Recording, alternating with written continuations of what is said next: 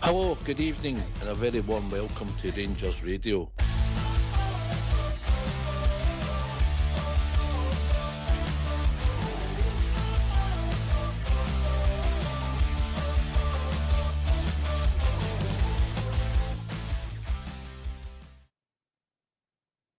Good evening, welcome to Rangers Radio. I'm your host for this evening, AK, and tonight I've been joined by Rob and the legend that is Southside. Good evening, guys. Evening, AK. Evening, Southside. Pleasure to be on with you to yourself. Looking forward to the show. Aye, looking forward to the show tonight with Rob and your good sell, AK, and I'll give a shout out to the troops that's on the YouTube channel already. It's joined the show. Say hello to them tonight. And also everybody else that listens out there on Facebook. Hopefully we'll have a good show tonight. Aye, good pal, good pal. Tonight we'll be talking obviously about the game last night. We'll be talking about, we'll be breaching on the subject again, our recruitment. And where do we go for here? Rob, what's your thoughts? Aye, mate. Well, obviously, it's coming up to an important period of the season in terms of, we know what kind of fixtures are going to be in December as well. Some tough games coming up. And then obviously we look towards the January window. And for me, mate, I'd like to put a question out there to the listeners and be good to hear their thoughts. We know how it's been this season, but has the last two games in particular just shown how important we need a good recruitment in January in every area of the pitch, not just one. Yep, right, good. So anybody get any thoughts on that? Feel free to give us a call when the line's open. So that's a good point of discussion there, Rob. Southside, yourself? Yeah, I think similar to what Robert says, we have to build this squad up in January in the next transfer window because it's certainly not good enough and it's too weak. And I would think that we've got players in there that are starting but aren't good enough in the loanee market. Is it probably time that Giga? Obviously, we need to try and make sure we can get resources, but at times players like Giga and Max Arns probably get punted back in January to try and free up wages and money to try and get permanent players in. It's going to be better than what they two are doing at the moment for our football club, mate. Aye, another good one, pal. I think you could add Cornelius to that list as well. He would, obviously with his injury, he's useless days on the sideline as well. But good bullet points to start with. Myself, I would add that I think we need to look at the Scottish market more.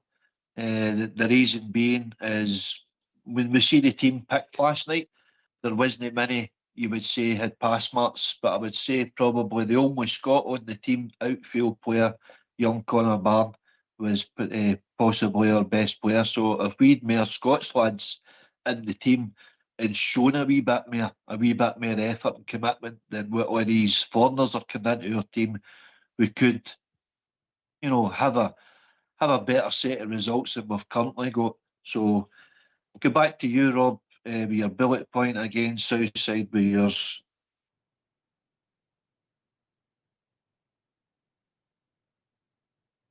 Your question, Rob. Sorry, mate. Aye. Has the last two games in particular, the league game against Livingston and then last night, obviously, has it just kind of amplified how much recruitment is needed in January and the level of quality of player we bring in? Because for me, mate, as same as Southside said, there's players there that are starting. Okay, we've got injuries, but ultimately they're not good enough in Premier League level or certainly at European level. I think that's been exposed throughout this European campaign. So I think it is crucial personally that we do it in January. I know it's a tough window, but how much has the last two games shown us? Aye, good, mate. Listen, we'll go to the game. Now that you two guys were at the game last night, your thoughts on it, Southside? How did you What did you make of the initial team that the gaffer picked to start with? I'll run through it quickly. Butland, Tavernier, Giga, Fernandez, Aarons, Diamonde, Raskin, Barron, Danilo, Gassama, Shermiti, Southside. I think Shermiti gives you a physical presence more than when you looked at the bench and you seen Majowski, Danilo. I think Danilo playing wide left was an experiment. I think you probably played him maybe just to see if we could get balls in the box and he might forward-thinking player. But he didn't impact the game really. He put in a nice cross in the second half, actually, right across the front of goal. But I thought he was pretty non-existent, to be honest, up front. We were powder puff. Aarons, I think, probably came in, maybe Magoma, probably for the amount of games he's played. He's young, he's up and loan, and he's probably going to play in more league games at left back than what Aarons is going to play in the left back position. So I think probably switched it just for that reason, as was my thinking.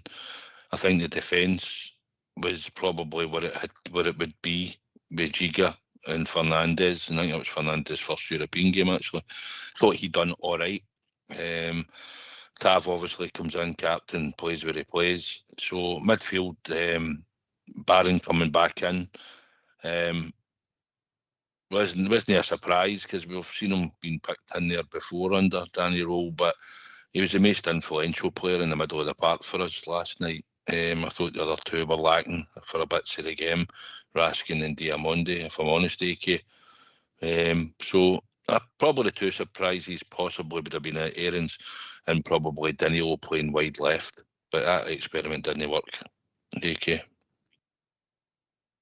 Aye, interesting, Paul. Your thoughts, Rob, yourself? I think out of the whole team, the defence is pretty much as is because of the injuries that we have.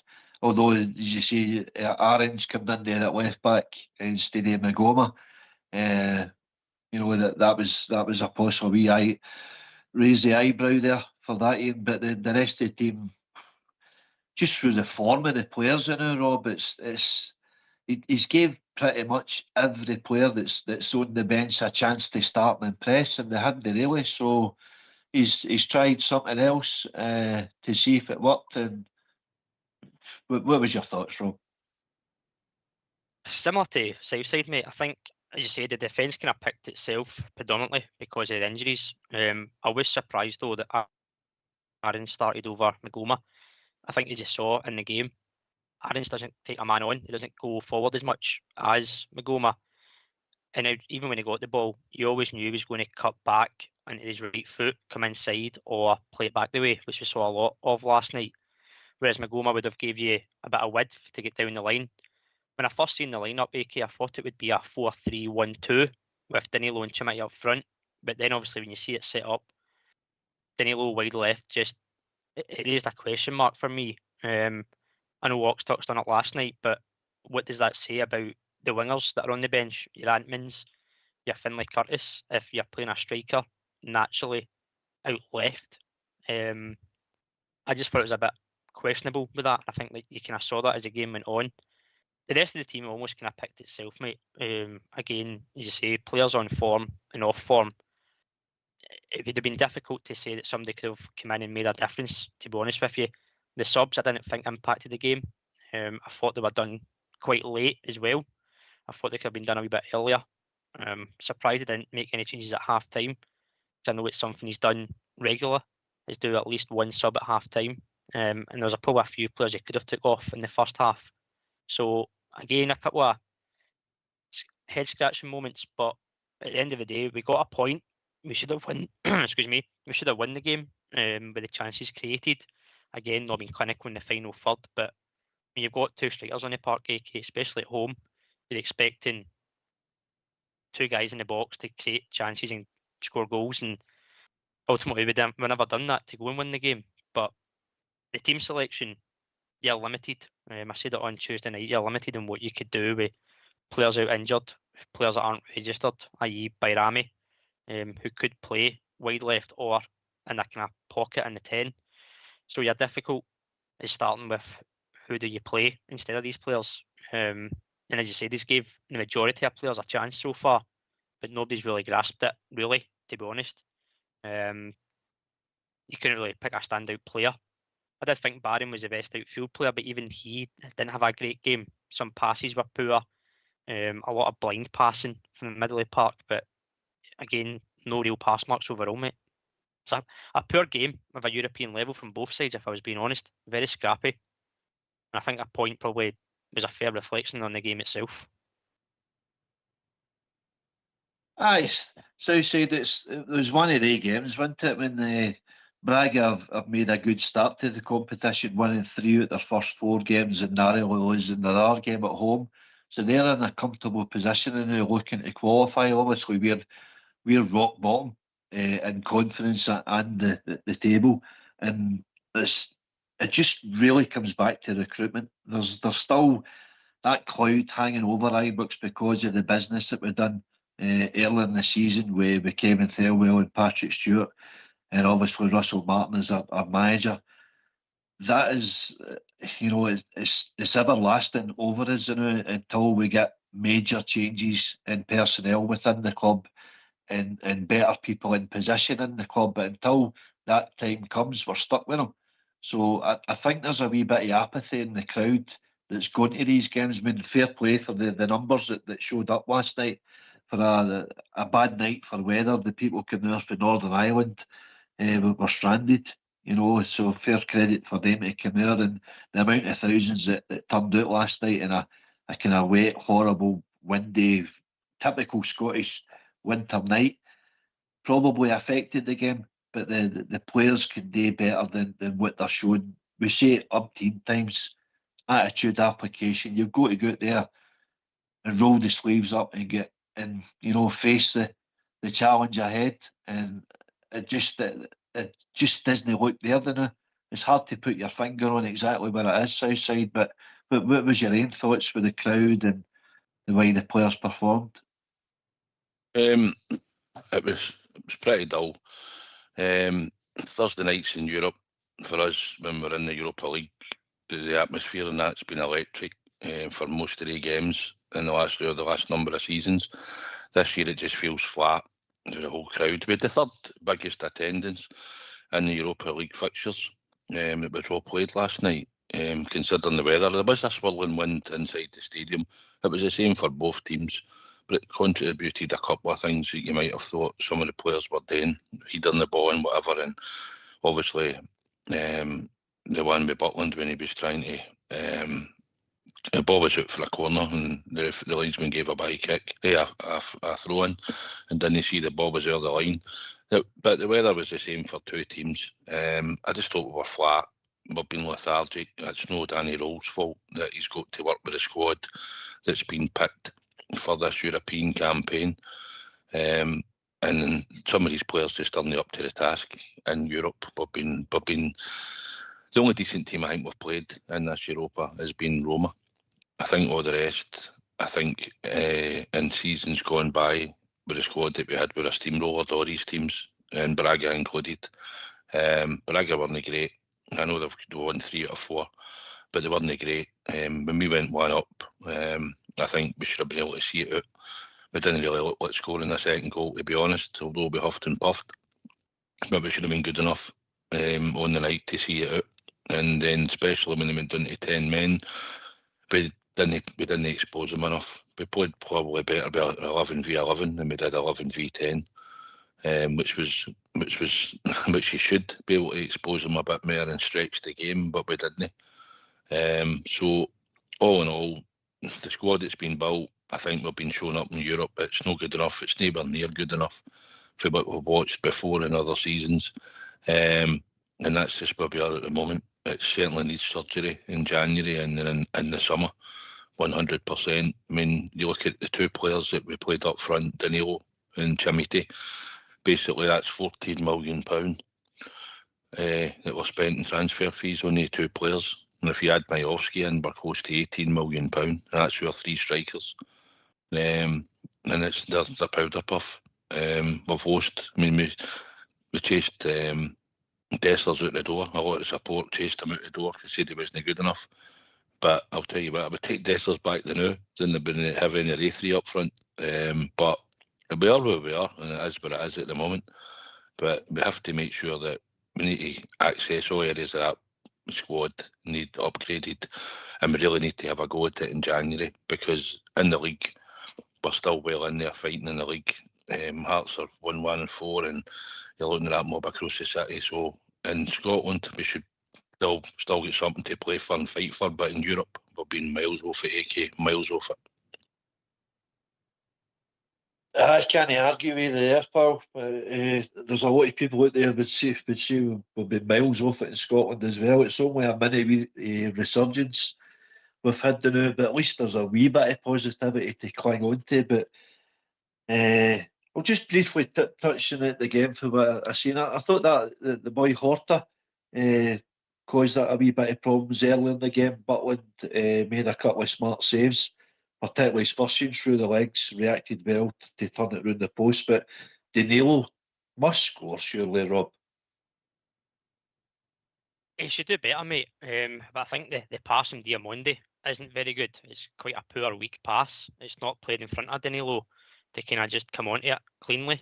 He's kind of put it almost behind him, and he's had to just hit it. I thought he could have took a touch first and then picked his spot, but I think the pass was poor as well. Again, it's that final third, AK, that it breaks down. I think that's where maybe the problem lies with the creativity. Middle to front, it just looks disjointed. We've not got a playmaker in the middle of the park. We've not got somebody running in behind from midfield to drag a defender away to allow space for the extra striker if we're playing two up front. It just doesn't seem connected yet. Whether that will come over time or ultimately it's just down to the quality that's on show. But he should do better. I thought from there it kind of showed the intent that we set out to do. We started slow, and that chance probably should have kicked on from there to kind of create a wee bit more. But again, it just came down to lack of quality in front of goal. Aye. Southside, what did you make of the VAR instance then for the penalty and then the red card after that? Did you notice anything at the time with either or both? Didn't notice the penalty. I think the only person that noticed the VAR was probably VAR. The guy was controlling it, because I didn't even see any players shout for it or anything. So I've obviously seen it back. I come up the road, and you could see his arm was outstretched a bit, away from his body, and a lot of handballs are given for that. But at the time of the game, you've got no idea. People are probably watching it in the house and whatever, in pubs and clubs, are getting to see replays. Maybe it's something that they should do at stadiums to show you what's happening, because you don't have a clue about what it's for. Just said potential handball penalty, and that was it. And also when they got the VAR, I was just going to touch on that there just quickly. Do you think the weather, that wind, did anything to do with the flotation of the ball, where he kind of misjudges it a wee bit similar to Giga? Possibly. Wind does swirl round about Ibrox. If you're sitting further down the front, I don't, but it does swirl about, and it possibly did. It was quite windy. It might have had an effect, but like you say, at the game, had no idea where the handball had happened, who done it, or whatever. And they're not showing you replays, so you don't know. You're just having to wait. And also, when they all appealed, because they were actually all in their technical area just about, when they were complaining about a handball, and they checked for a penalty, and it came up and said handball. Again, I wasn't sure what it was about. Seen it back, it seemed like a t-shirt line, and it was never a penalty, but their whole bench and appealed for it. And when the ref went to the monitor, you usually think he's going to give it, but he didn't. But and again, you're not seeing a replay at the stadium, so you don't really know until the ref comes and gives a decision. So I don't know why they don't show you the replays in the stadium, but for some reason, AK, they don't. I agree with you. If you've got a facility, you have a big screen there, you would think they would put a replay up there. That was Miovski, wasn't it, where he kind of leaned into the ball. But anyway, the red card, Rob, your thoughts on that one? Do you think they got it right? Seeing it back, mate, because at the time, again, like Southside, didn't really know what was going on. Initially, when it came over the tannoy that they were looking at a potential red card, I actually thought it was the challenge that Barron had just done and been yellow carded for. Again, on seeing it back, it makes the motion to do a headbutt. It's not the cleanest connection for a headbutt, but the letter of the law, mate, the intent's there. And I've got to say, Raskin goes down and does the dark arts, which we have seen for a long time in this show, but we need to start doing more of it. So he's went down. People will argue he's went down softly, but at the end of the day, he's made a motion with his head, seen the red mist, and ultimately the referees went to the monitor to review it and gave the red card. And I think, again, like Southside, the referee was surrounded, so it was a pressure situation for him to kind of deal with. As soon as he turned his back from the VAR monitor, it was players galore around him. Correct decision, letter of the law, but I would say it was pretty soft, but you'd be asking for it all day long in any other game as well. So, but that's the European standards of refereeing. If it's in Scotland, would it have been a different outcome? Probably. I don't know what you're intimating there. Standards, mate, standards. Aye, I know. Listen, I think it was just a stupid action for the boy. Don't get involved, you know. I don't know what gets said between him and Raskin, but the two of them are squared up to each other. But the fact it was emotion when he put his head into Raskins, that's where he let himself down and left him wide open to that red card. So I had no sympathy for him there. But then we come to the calamitous moment of the game, Southside. Ziga, what were you thinking, man? And before that, Fernandez back header, it was a corner. Wasn't it? Aye, it was a corner all day long, mate. I could even see it from where I was sitting. It was a corner. The linesman was still running down the line, believe it or not, when Jack Butland kicks the ball out for a throw-in. He had no clue, but he must have been able to see him when he was running down the line, surely. I mean, we could all see it in certain parts of the stadium where we were sitting. It was well behind the line. Just on that, as Rob said, minimum contact on the head. The intent was there, and it was a red card. And like you say, maybe referees in Scotland should take note, but that's what it should be. But aye, it was. Don't know. Listen, he'd a free header. He just had to header the ball out. I mean, there's no coaching in it. There's nothing that you can do. He's there himself. The ball's come in. You could maybe say, okay, it's a windy night, but come on, just put your head on it and header the danger away. And then it doesn't lead to the goal. Tav probably expects him to do that, and it's a poor goal. It really is. And I looked at the body language after the ball went in the net, and obviously Tav and Raskin were trying to cheer some of them up. Some of them had the heads down in the usual. But poor goal for a player that we've took up on loan. He's cost us already in a game in Europe, I think it was. We're leaving the ball. I think Butland was coming, and now he's had a poor header. And for me, I don't know if he's lacking confidence in these games, or it's too big a occasion for him. I don't know. I know he's a sort of young player, but Wolves have paid £10 or £15 million for him, I believe. And for us at the moment, he's got a bit of pace in him, but he's not showing anything else, AK. And it was a poor header that led to the goal. And it gave them a bit of confidence. You know, they were well happy when they've scored that goal, because they were down to 10 men at that point. And for us, we should have been seeing the game out. A routine header, mate, out your box, just clear your lines. It's terrible. Aye, you're right, pal. Rob, even the time of the red card, you're 61 minutes, I think it was, on the clock. So you're half an hour with the one-man advantage. Southside says we didn't take advantage of it at all. In fact, we got worse. We regressed. We seemed to fall back in our trap a wee bit. I don't know where the expectation of the crowd is just too much for these players to bear with. They're no taking control again. They're no dominating the game they should be, using the crowd as a 12th man, because you give us anything to get behind and we will. But the fact the atmosphere was flat just shows you how much it mirrored the performance on the park. The team needs to give the crowd a spark for the the crowd to give a bit of volume into the stadium, and it's not a great mix the now, Rob, but eventually Diamondi gets his second yellow card, and it's a damp squibby again then. One each, 2 red cards each, and we pick up our first point in Europe, Rob, but that's not much kind of solace to bear on with the Ibrox faithful now, pal. No, it's not, mate. And as you said, especially when they go down to 10 men, you expected us there to kind of use the man advantage. But for where I was sitting, mate, I couldn't find the spare man at all.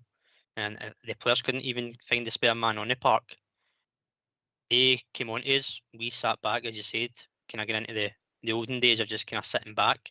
Where that was trying to see the game out. But you're at home, you're 1-0 up, half an hour to go, 10 men. You've got to kind of impose yourself, try and get forward, create more chances, get the second goal, because that would have killed the game off, in my opinion, if we went and get the second. But as South said earlier, we never looked like scoring a second. We didn't even look like scoring one. Again, we get the penalty. A bit of luck, because nobody seen it, nobody appealed for it. But ultimately, mate, it's a chance going amiss, a big chance going amiss to get the 3 points, to kind of put us in a better position. It's still obviously a hard ask to try and qualify into the next rounds, but 3 points would have give you a better kind of hope, especially with the next games that are coming up, that you could maybe try and get some points on the board, relying on results going your way. But that's a position, AK, that we shouldn't be in. We shouldn't be relying on other teams above us to drop points. We should be taking points.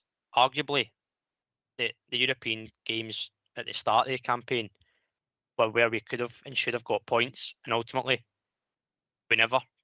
Whether that's down to recruitment, managerial choice, it just never got off to a good start. And Danny Rose had a mountain to climb in Europe.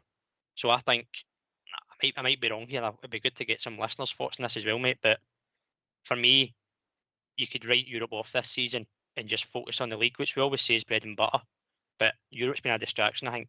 And if we can keep the league form going, get points, close the gap, you never know what happens there. But European football, for me, it starts again next season, because you've got then 2 windows to get a go at it and get experienced players in Europe to come to the club. Because we've seen a lack of that last night, mate. Aye. So just briefly, a wee question mark about our manager Danny Rowe and his substitutes as well. The timing of the substitutes, I thought he was a wee bit late in changing the personnel. But why is he bringing on Asgard and Ant-Man and Biofsky when he knows they're in poor form, and he's not turning to the likes of young Curtis or Cameron? I don't know why Cameron, young Finlay's just been back for injury. He's been out and he was asked about it. I seen it later on in the press conference. I like Finlay Curtis as a player, but you're asking him to fling a young boy on and try and get you a hole, basically. When we should be in Tapa teams, you should be having your team should be playing with confidence, and then you bring on a young boy like Finlay Curtis into the team. But we probably could have put him on. I thought Danilo was screaming to come off. I thought even Gasman in times could have come off at any point. Ant-Man's got the experience. I thought with him down to 10 men, you get your winger on, you try and create that extra space in man, and then you get them to go and run at them, maybe even get in behind them, create something. But it never happened.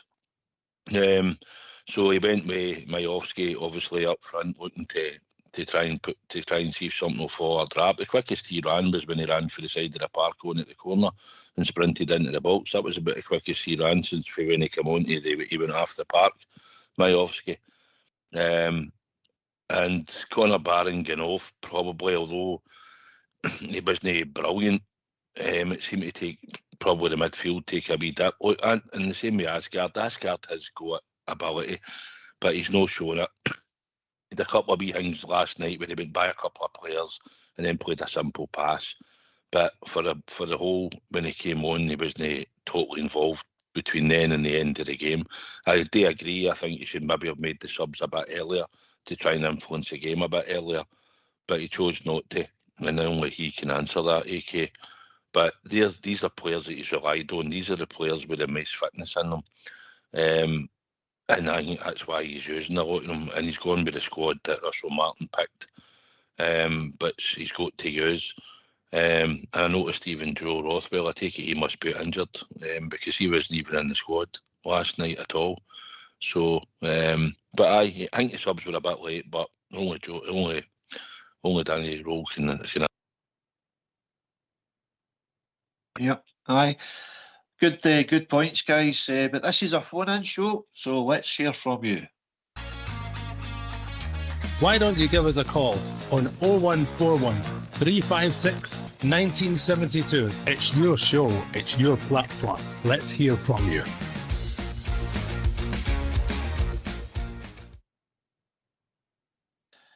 Rob Southside's question is basically questioning the loans and when we can return them, or if we can return them in January.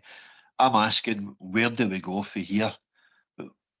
We're looking for callers. Rob, what's your question again? My question was, mate, has the last two games in particular showed how crucial the January transfer window is going to be in terms of bringing in a better quality of player than what we've got now? Aye, so if you've got any thoughts on any of them people, feel free to pick up the phone. The guys will bring you in, so it'll be good to hear from you, your thoughts. Right, I was going to, well, fixtures we've got coming up in December. Rob, had a wee look at them, and I've got to be honest with you, I'm wondering whether we're strong enough as a squad of players to cope with these fixtures. Obviously, we're looking forward to Sunday. First and foremost, we've got Falkirk at Ibrox, which won't be easy, but hopefully we get the win. But then we've got trips to Tannadice, we've got a trip to Kilmarnock, Ferencvaros is in there, Hibs at home, Hearts away, Motherwell at home, and Celtic at the turn of the year. And then we've got a double header with Aberdeen home and away. 10 fixtures there with a lot of difficult away grounds there, Rob. Your thoughts? As I said, mate, you get to that kind of month of December, the fixtures come round thick and fast. It's almost like a game every 3 days, the way it works out, with your midweek games coming into play. But it is tricky away ties there. Obviously, Hearts away is probably the hardest one at the list at the minute, based on form. I know they're starting to kind of lose points, but Tynecastle is always a tough place to go, and they'll fancy their chances against us, mate, because they showed that he could come and beat us at Ibrox, and they'll fancy the chance again. It's a few games before that, obviously. Dundee United away, Killie away. Killie's not in the best run of form, but that actual tough pitch is always a nightmare.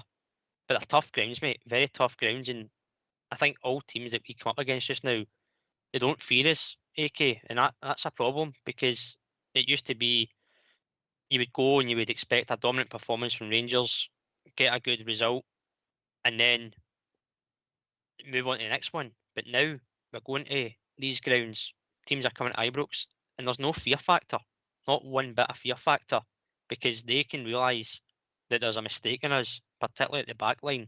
And if they come at us again, can these players handle that pressure?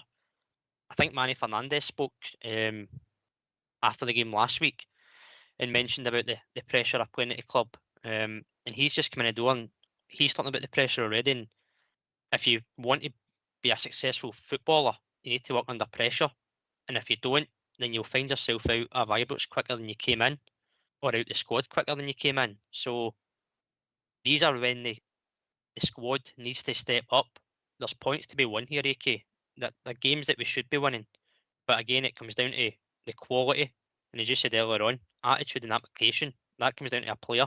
It doesn't matter how much training you do a week. As soon as you cross that white line, it's what you contribute to the park. So you said it's our eyes don't lie. We know what we're watching. What we're watching isn't anywhere good enough. Recruitment has been awful.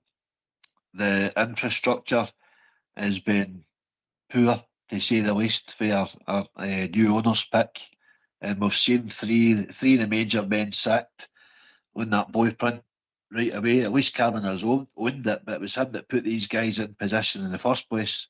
They've spent a fair bit of money in recruitment, but our recruitment's been awful, and it's put us in this position. Where do we go from here, pal? Well, it looks like he's going to have to fling a lot more money at it again, to be perfectly honest. Because some of these players, I mean, it's not Chermitty's fault, right? They've paid £8 million, but he doesn't look an £8 million player. And his stats before he came to the club, nobody would have probably thought, you're not paying £8 million for him.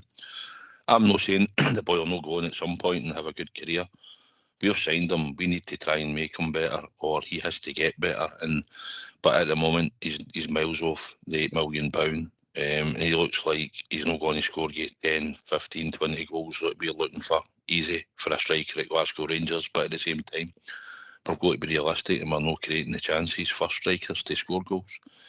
When you look at the fixtures that's coming up, as you talked about there, so we've got some difficult ones, and we've got to make sure this squad can carry us in Scotland until we can try for the January transfer window. And that's what we've got today. In January, we're going to have to go out and buy 2 or 3 players that start straight away. No coming in the middle of January or anything like that. We need to be ready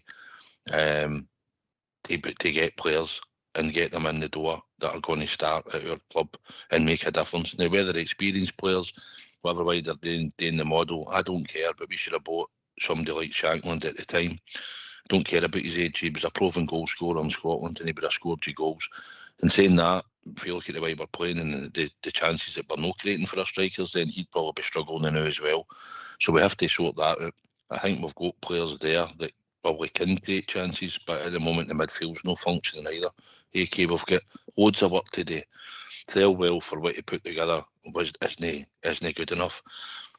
If you look at the defence, we're going to be short there, so we'll have to rely on players at the moment who I would rather get rid of in time is Giga, Fernandes.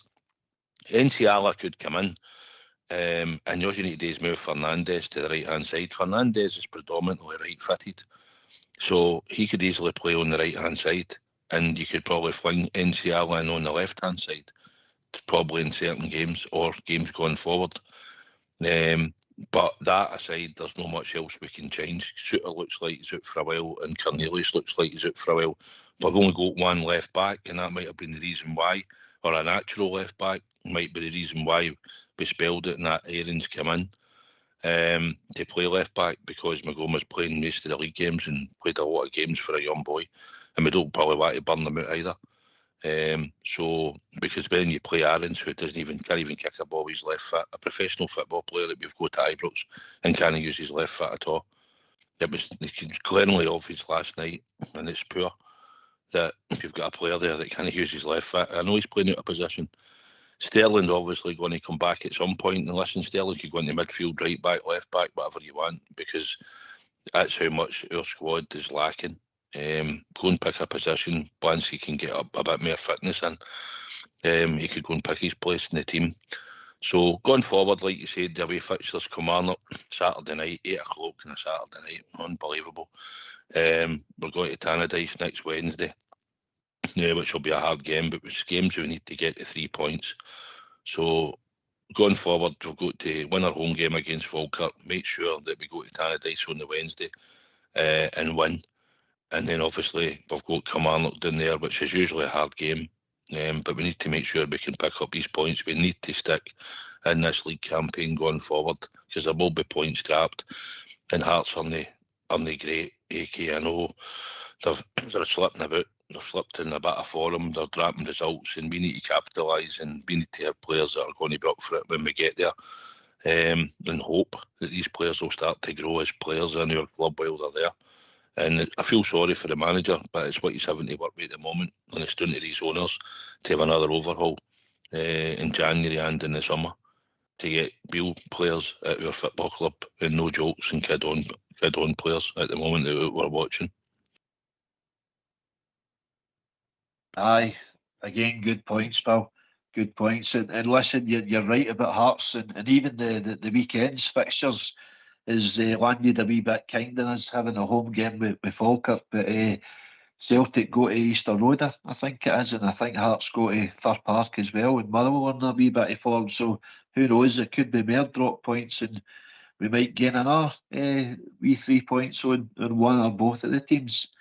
But again, just touching on last night's and going back to recruitment, Rob, you look at the team that we've had picked there and the area of the market where Kevin Thelwell picked a lot of his players from the English lower leagues.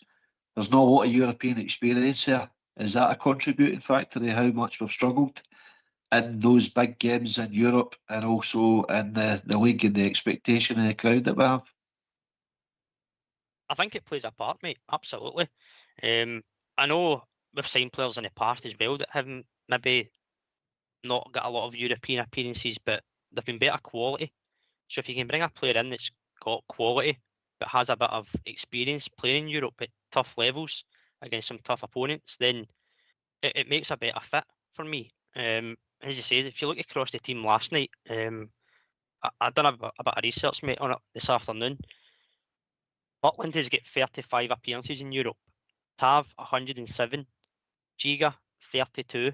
Fernandez played his first European game last night. Aarons 8, Raskin 37, Barron 20, Diomande 30, Gassama 11, Chermiti 10, Danilo 29.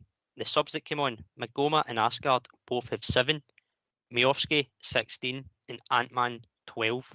So not a lot of experience of European level, mate. But again, the quality adds to that as well.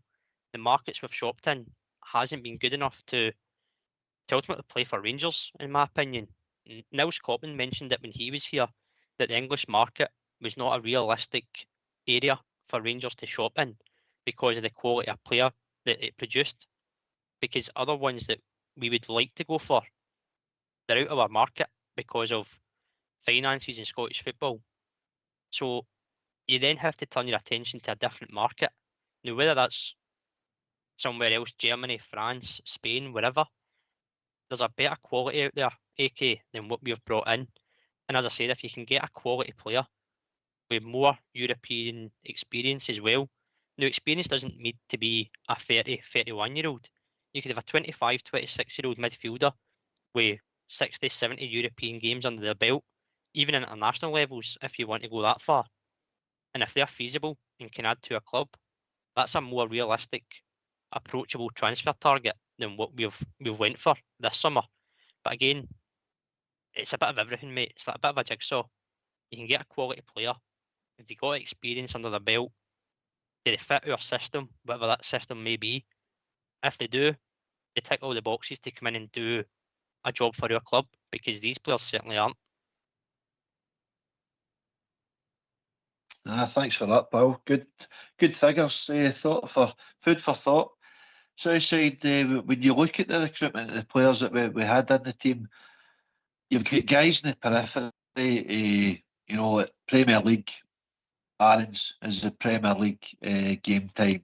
Giga's on the was bought for Wolves, and Mikey Moore is featured for Spurs. But you've also got your Asgard, Gassama played lower league level with Wigan and Luton. There's no many winners there, Southside. That's basically what I'm trying to get. See when you're in a winning environment with good players around about you, that tends to rub off on you, and that's the kind of environment that we want our players to be suitable to. In the past, we've brought in plenty of winners, and you need that attitude, that mentality, that application to go out there, no matter the weather, the conditions, the plastic pitches, tough away grounds. It's all about your attitude and how you overcome that. You need to win the battle first out in the park before you let your ability take over. And we don't seem to be doing that at all. We're no, enforcing our game. I mean, Raskin should be head and shoulders above every player in that park because of the level that he plays at, but he's not. As the other players round about him dragging him down, as his mind set elsewhere already because his head's been turned, possibly. it doesn't help our situation. So it then comes down to a lot of the experienced players, your Taverners, your Butlins, and that to get the message through to the other players. It just seems to be like a team of amateurs. They're all playing their own position rather than for the team.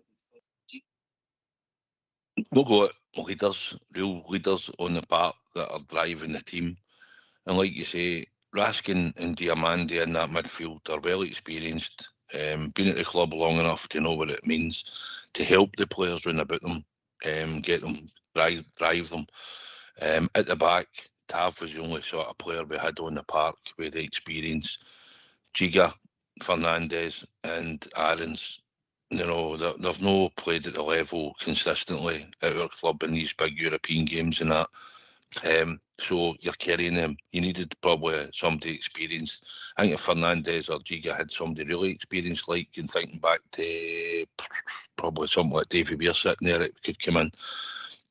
When he came in, it would help players, talk them through a game, knew where to be, positional sense and stuff, and could help them along. Whereas we don't have that. We had two young, experienced players, Giga and Fernandez, in the centre of our defence. And the only one that had the experience at the back was Tav. Connor Barron is a young player. We know he's limited to what he does, but he'll give you heart and desire and get about the park, but he's limited in quality. And Raskin and Diamandi, who you're looking to grab a game by the scruff of the neck and lead the team from midfield, were miles off it, the two of them. Last night, and you look up front, where we've really got nothing. We had nobody who could go down the left because we had Danilo playing out there. When he's predominantly probably plays in beside and maybe in a B10 role or plays as a striker, and we're trying to use him wide left, which we're fun out with an experiment, didn't really work. Gasman should be able to carry the ball up the park for you. But for me, when players come alongside him and give him a wee nudge, he's easily shoved off the ball. And at times he was trying to run in and beat 2 and 3 players at a time and was just running into trouble. But he's got pace, and he should be a wee bit more clever in how he uses it. But you probably need help round about him. Ant-Man had loads of assists before we signed him, so we're obviously not utilising him in the right position or whatever it is, because when he first came in, he's got ability, he can go by players. But for some reason, he's not functioning in the moment. And when wingers are blow hot and cold, we know that. And when they're in and out the team, they will probably want to play week in, week out and get a bit of consistency. And at the moment, he's finding it hard to start most weeks in the team under Danny Rowe at the moment. And when he has been in, he's not really done what we expected him to do. So we are where we are at the moment. The team is a shadow of what it should be. And in Europe, we've been really showing up for it. And we've got a lack of physique throughout the team as well, from midfield to front. As much as Chermiti didn't do a lot last night, he is a big physical unit. And when you look through, you look at Danilo up front, and you look at Mijovski, they're lightweight. You need a bit of power and pace if you can get it and utilise it properly. But Chermiti never really got into the game. He worked hard, he tried, but he never done anything of any note. He had a couple of half chances that sort of fell to him. But for me, you need physicality up front when you're looking at some of these defenders you're up against. You need to have something about you. So we're lacking all over the place, AK, at the moment. And whether Finlay Curtis would have made a difference coming in the wing, maybe getting down to the line and cutting in or whatever, we don't know. Hopefully going forward they'll get a chance in the team. But I'm hoping they'll make a difference in the league games going forward. And I think come Sunday, when you look at the team that took the field last night and the subs that come on, the ones that weren't eligible for Europe and the ones that didn't go in the park surely have a chance of starting on Sunday against Falkirk at Ibrox, because apart from your goalkeeper, Butland, and through necessity of injuries and stuff, some of these players, if we had a full squad, wouldn't be starting on Sunday for the performances I've been putting in. I totally agree there. Robert, the wee look at our kind of wheeling and dealing at the start of the season under Kevin Thirlwell, and it doesn't make good reading. It's apparent there. It's obvious now. It's just not good enough. I mean, see we were looking. We've sold 3 left backs, for example, Yefty, Ridvan, and even young Robbie Fraser. was probably better than bringing in Magoma. But we've only got Magoma in there, and then we're forced to play a right back at left back because of the recruitment that he did, his choices. Ross Wilson did similar, if you remember. With Gio was getting rid of Edmondson and things like that. Left is really short. I think Hollander went that same window as well. Left is really short in the centre backs. Then Connor Golson breaks down, and we're left with James Sands and Liam King had to go in there. So that's poor on their part. That came back to bite Ross Wilson and Gio, and they end up. It's just poor decisions all over. I mean, we're letting go. Yefty, Ridvan, Igaman, Dessers, Balogun, Hadji. All the guys were probably starting in that team now, and we consider them not to be good enough. Or certainly a few of them, no all of them, Igaman and Dessers proved their worth, but we're looking for upgrades and we get downgrades. So all the fingers go back to Kevin Thelwell, and I think that's where Andrew Kavanagh had to make the decision. But his blueprint, with it bringing in Russell Martin, Patrick Stewart, Kevin Thelwell, has backfired on them big time. Is there a possibility that us going forward, Gerrard might be sitting in the background there, and you could have Danny Rowe as his number 2? Is that a possibility? And then we're looking at a director of football. We're hoping possibly Davy Weir. You could be looking at a temporary CEO, throw it out there, Gordon Smith, just to tide the club along the now until we get the men who they want in position. And I'm just thinking out loud because at this moment in time we're in a dire situation and we just want something to cling on to say, aye, I like that decision. I'll take your Gerrard point first, mate. I think if Gerrard wanted to come back, he would have done. He had the choice, and we know it was made public that it was about the timing. But we're not stupid, mate. We know that it was the setup. No, it was clearly Thelwell. Publicly, it's put in there as the timing. But it would be tough on Danny Rowe, if I'm being honest, mate, because he's came in, he's got 4 league wins in a row. We put in a good effort and performance. All right, we didn't win the game, the cup semi-final. European games, we've been up against it because of what's happened before he came in the door. So I think it would be tough on him to move him down a peg, if I'm being honest. And I think if Gerrard wanted to come back, he would have. But again, the setup for me is what was the issue, not anything to do with timing. That's just my own opinion. I think overall, mate, it's always going to come back to recruitment because what you see on the park week in, week out is going to judge a player. You can train hard as you like all week. See if you're not doing it when it matters in the game, in big games, then that's what you're judged as a player. We don't see. I know we get videos of training during the week and things, but we don't pay too much attention of, oh, he looked great, he looked sharp. We're focused on what they do in a game situation, big games, big moments. And if you're not doing it, then it all comes back to why did we bring them in the first place? And there's a lot of questions about that this season already, way before now, because of the performances, the standards, the lack of results. So if the player's not performing, it's always going to go back to recruitment. Davy Weir was available before Kevin Thelwell got the bag. Personally, I think we could have went for him when he was available. He's just took a job at Strasbourg. We know what he done at Brighton. He knows the club. He knows Scottish football. Would have been probably a stick-on name to fling in there. Gordon Smith, CEO, probably could, but I don't see any reason why the current guy, Fraser Thornton, could probably continue as a CEO. He's an chartered accountant linked with Scottish golf, whisky industries, so he knows how to kind of run day-to-day business. If he could see it out to the end of the season and maybe review that position, but for me, the director of football is the one that needs to be dealt with first. Whether that's somebody that is a Rangers man or not, there's not a lot of names out there that you could probably pick. AK, Davy Weir would be one. Other than that, Paul Mitchell, he was a name that was linked before when Philip Clement came in. Christian Nerlinger, former player, German, knows the Bundesliga pretty well. Could he be a contender? Other than that, mate, I don't really know, to be honest with you. And that's where we go from here is a big question, because once these decisions are made, we might have a better idea. Aye, interesting. Just thought we'd throw it out there. So you say, what's your own thoughts? I just see from a supporter's point of view, pal. We're not going to do anything changes wise and personnel in the park until the transfer window opens. But see if we can see Kavanagh.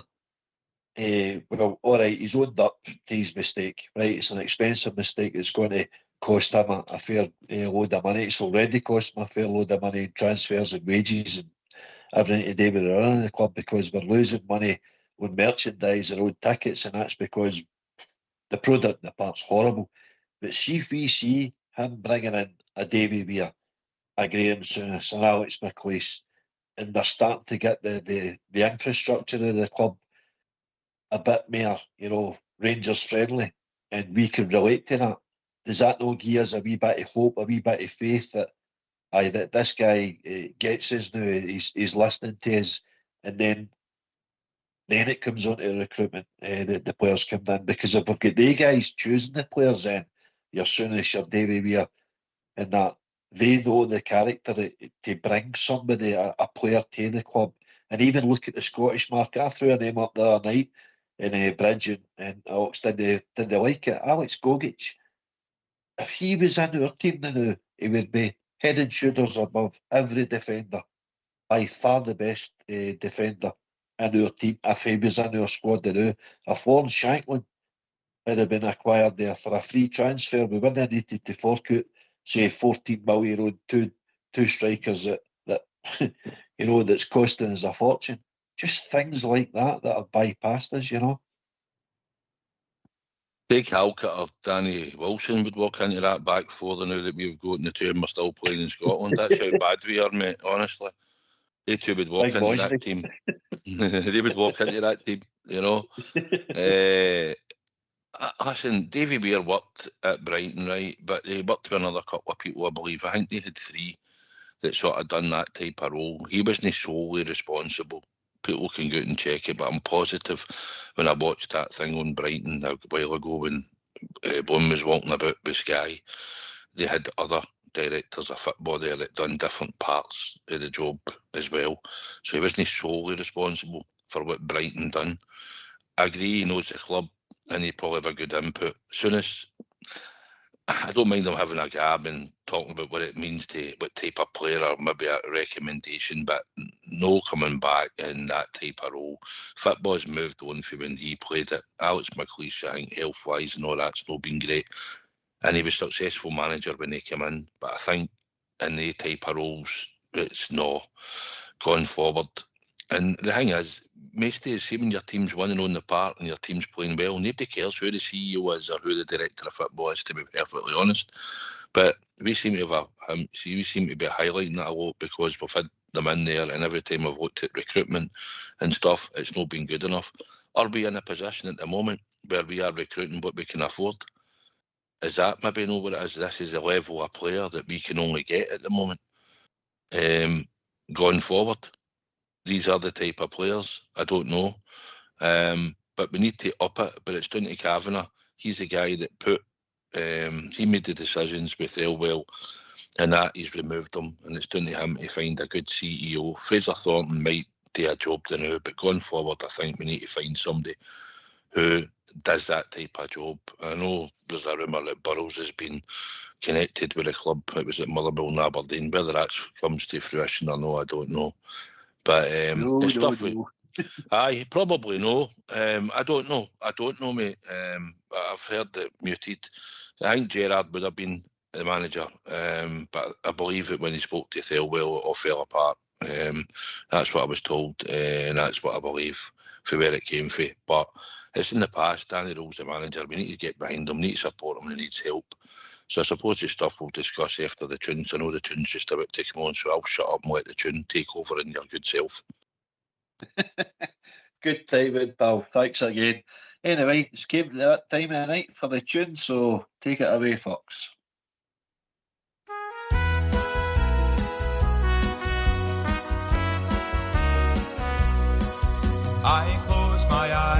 picture the lovely Ibron Sea. I never even think about the 40 shades of green. The lads that I will sing about, King William's chosen few, are a credit to our loyal club in their shirts of royal blue. I think that I can see again Davy Wilson on the wing, Miller, Brand and Henderson, for praises we did sing. Greg and Shearer played their part, and Slim Jim Baxter too, and they lifted many trophies in their shirts of royal blue.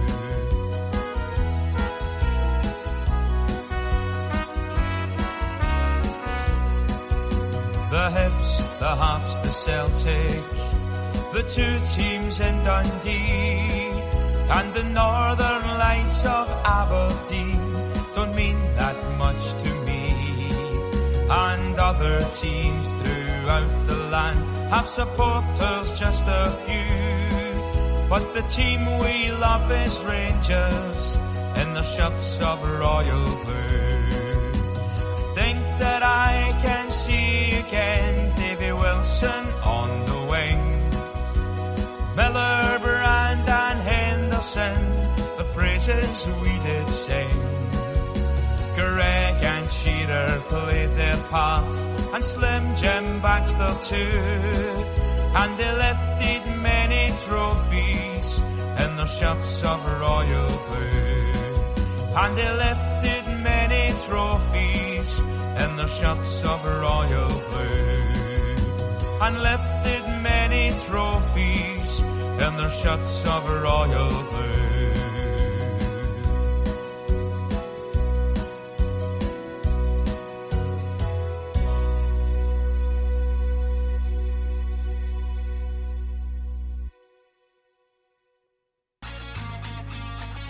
Why don't you give us a call on 0141 356 1972? It's your show, it's your platform. Let's hear from you.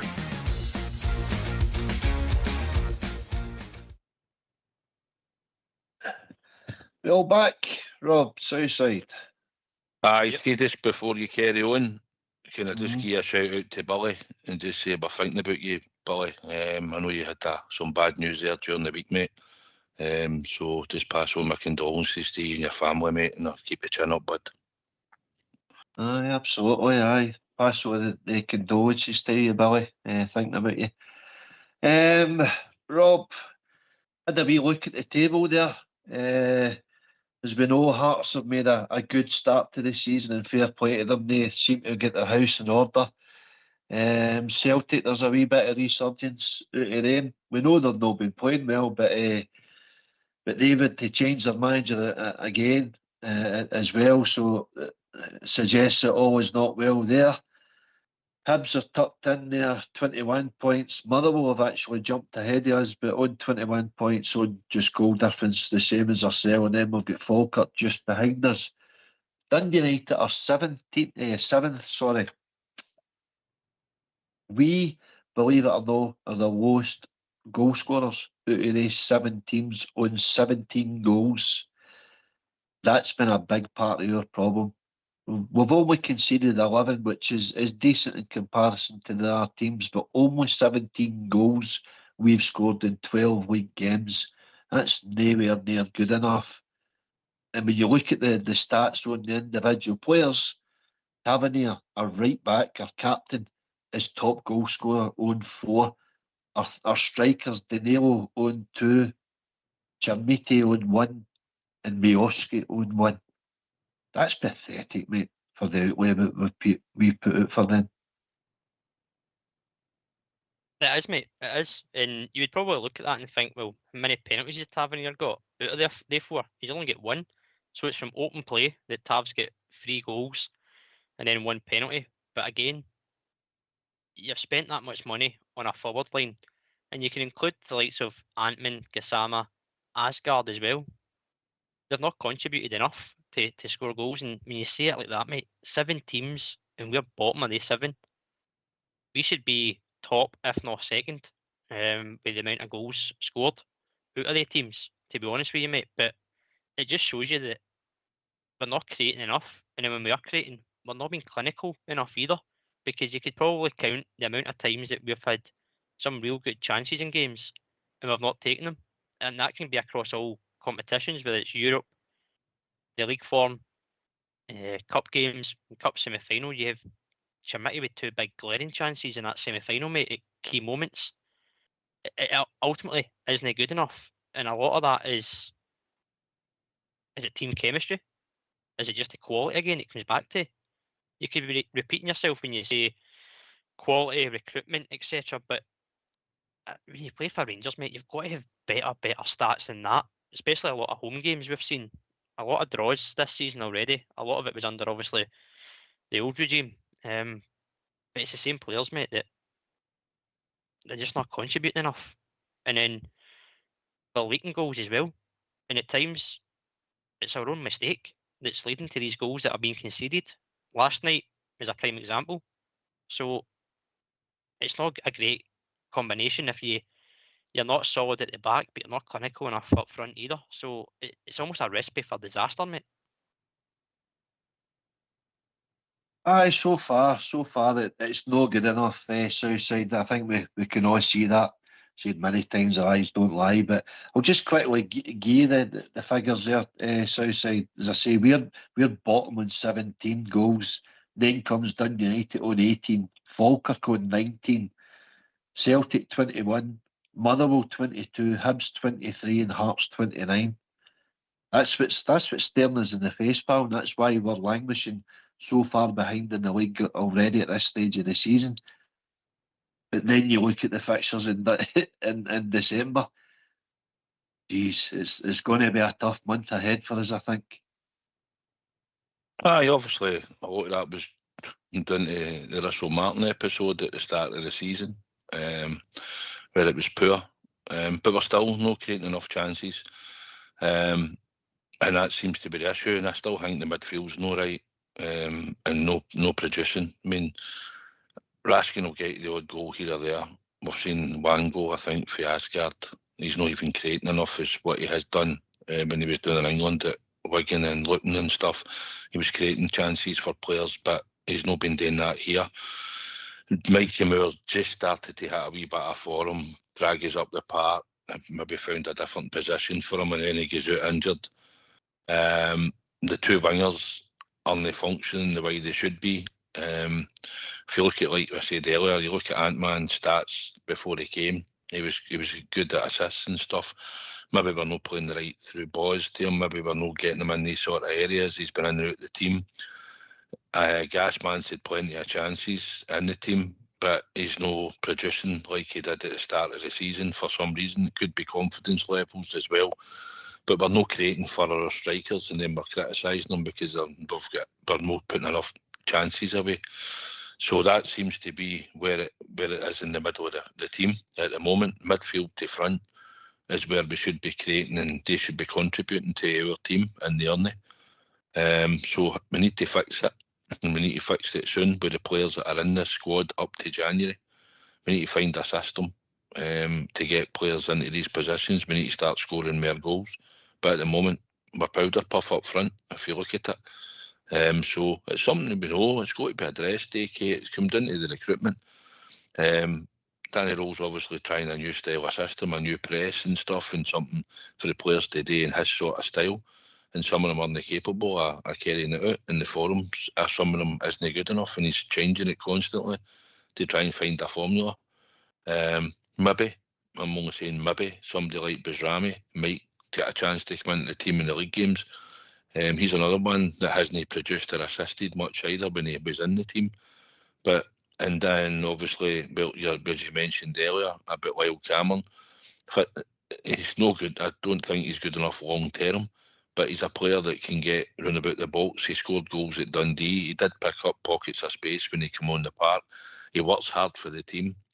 So whether we can try and get they two at some point into the team in the league games, that might make the difference. Because for me, Raskin and Diamande are treading water for us. The two of them are treading water. They're not doing it. They're not producing what they should be producing. They've been at this club a long time, and they're certainly not doing it.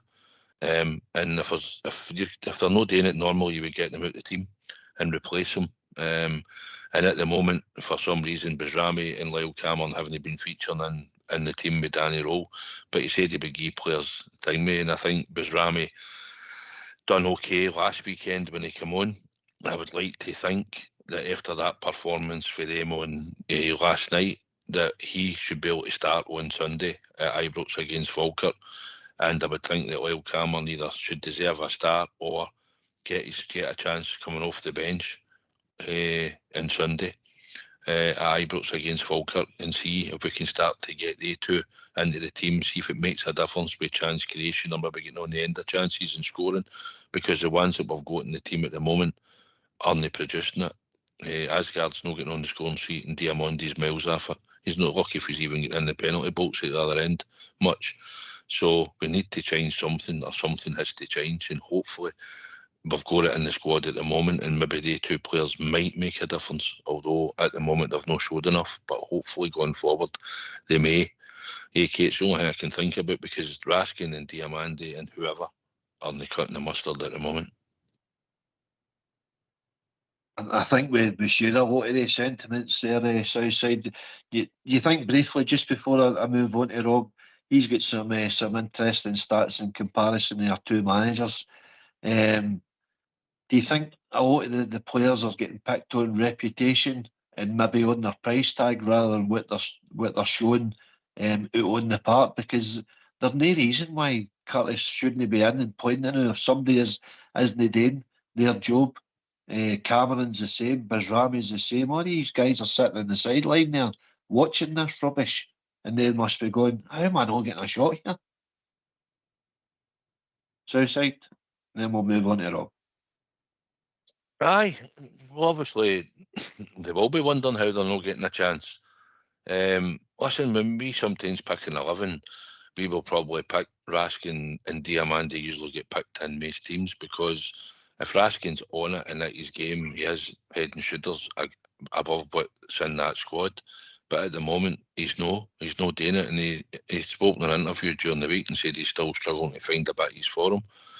And I worry later on in the season when they're all going to the World Cup, these players, Bezrami, although I'll excuse Bezrami, we'll talk about Raskin now. Raskin's hoping to go and play in the World Cup. I'll get to some point when some of these players that are looking forward to that will not want to get injured, might not want to fly into a 50-50 tackle, might go through the motions because they want to go to a World Cup and play. They might not show the heart and commitment that you want them to. That could also filter into their brain later on, because at the end of the day, playing in the World Cup's a high point in your career. But we'll have to make the decision, or the manager will, whether he's going to be, he has to pick up for him and start. And at the moment, the manager's probably looking and think, well, I'm struggling a bit in there. Rothwell's been miles out the picture since Danny Rowe's come in as well. I believe he might be injured now, but even when he's been fit, he's not. He's been in the odd squad. He's been in the squad, but he's not really come on. So he's another one that's found himself away down the pecking order, and he has got the experience. And I thought he might have managed to maybe come into the team and help, but at the moment he's miles out the picture, AK. So we can see the squad's weak, but in the Scottish League we've still got a lot to fight for, and there's a lot of fixtures coming up, and not everybody's on their game. But in Europe we've been a shadow of the team that we have been in the past, and that squad shows that up. But at the moment in Scotland, we need to keep winning, just keep trying to get the wins together. But we need to start creating chances for strikers that get picked to play and get the goals up, because our midfield aren't scoring enough either. You look through that team at the moment, if you to stick with Asgard, Raskin and Diamande, you'd expect Asgard to be able to try and contribute, and Raskin can go on the end of things for set pieces. But Diamande, when was the last time Diamande scored a goal for us? Well, he tapped one in last week, I know, I get that, with Majowski, but on the whole, many goals does Diamande score this season? Nowhere near where he should be. He doesn't even really have many shots at goal either in a game. So that has to improve and all, but and the wingers need to start contributing. There's a lot around with our team, AK, and it was all down to the recruitment in the summer under that manager. And our manager at the moment will demand them to do other things which some of this squad can't do at the moment. and that means we need to get new personnel in and pronto, and it has to. I know January's a hard window to get decent players in and whatever, but we need to get 2 or 3 starters in that January transfer window and in the door as soon as it comes, as early as possible. In that first week of January, we need to have players signed, no towards the end of the transfer window if possible. Good, mate. Well, 3rd of January is the big one, Celtic away. Rob, I believe you've got some stats in comparison to our previous manager to our current manager. I do, mate. Just before I give you that, though, see if we were picking a team on form, we wouldn't have a starting 11. And that's a sad indictment of where we are at. We'd be turning up with Butland and Barron.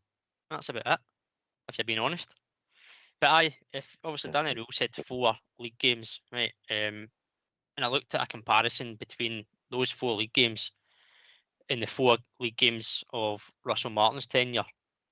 All in all, mate, to kind of sum it up, in the 4 games under Russell Martin, there was 52 shots at goal with 16 on target, 1 clean sheet, which is obviously the 0-0 against Celtic at Ibrox. Danny Rule's 4 league games so far, 46 shots, 21 on target with 2 clean sheets. So there's less created, but when we do get them, we're getting them on target, but we're just not finding the net enough. And yeah, that's showing with the 17 league goals scored. But the biggest thing is, mate, the 4 wins. And that's the most important thing you could take from that. You might not be creating as many as Russell Martin did in those 4 games, but that's not saying that Russell Martin done a better job than Danny Rule in his 4 games, because Danny Rule won 4 games. Russell Martin got 4 draws. The lowest shots on target under Russell Martin was obviously against Celtic. No shots on target at Ibrox. Danny Rule, the lowest so far was the weekend against Livingston, again at Ibrox, and that was 2 shots on target. So at home, mate, 2 fixtures stand out from those opening 4 games of each manager, and between them, 2 shots on target at Ibrox. But as I said, the most important thing, 4 wins for Danny Rule, 4 draws for Russell Martin.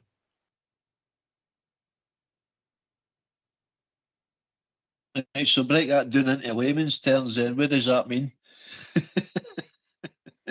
It means that we're not creating as much in these 4 games under Danny Rule than we did with Russell Martin, but we're getting more on target. But the big picture still remains the same. We're not scoring enough. I think that's obvious. Southside, your thoughts? Aye, well, we're getting wins under Danny Rule, and I agree. We're sort of under Russell Martin with chance creation and that. We watched it; it was poor. We're creating some chances, but then again, certain games were being poor. Like last week, I think we had 2 shots in target against Livingston. I think Livingston had 2 on your goal. At Ibrox, 2 shots in target. First half, I don't even think their goalkeeper made a save. You know, that's not good enough. That's miles off it for what we've been watching. You know, so we can see what Danny Rule's up against, but it's down to these players at times when given a chance to go out and perform. Go and beat your man. You're up against a player. He's got a sort of style where they can knock the ball about, but they've got to penetrate when we get into the last third of the park. We've got to try and create our strikers' chances as well. We've took a lot of goals out of the team. Czerny, Dessers and Iggerman probably had bundles of goals, about 50, 60 goals between them.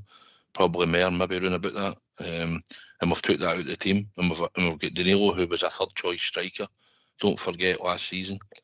And we're trying to make him into our main striker at times and give him a lot more game time. But he's not contributing in the goals. Chimity, like you said, 1 goal for us so far. And we've got Majowski, who's got 1 or 2, but just isn't good enough. So we're lacking in quality in certain areas of the park, but as we know, and it has to get better. I'll fling something out there. I'll ask Troops on the YouTube channel, actually, since they usually participate, and I'll just get them to see if they want to contribute. If you'd to sell a player in January, right, would it be Raskin, or would you get rid of Diamondi? So I'll ask the troops on the YouTube channel, they can all put their answers in. If you to choose a player to get rid of in January, would it be Diamondi or Raskin? Just to see what the listeners think, or out on Facebook if he's wanting to contribute.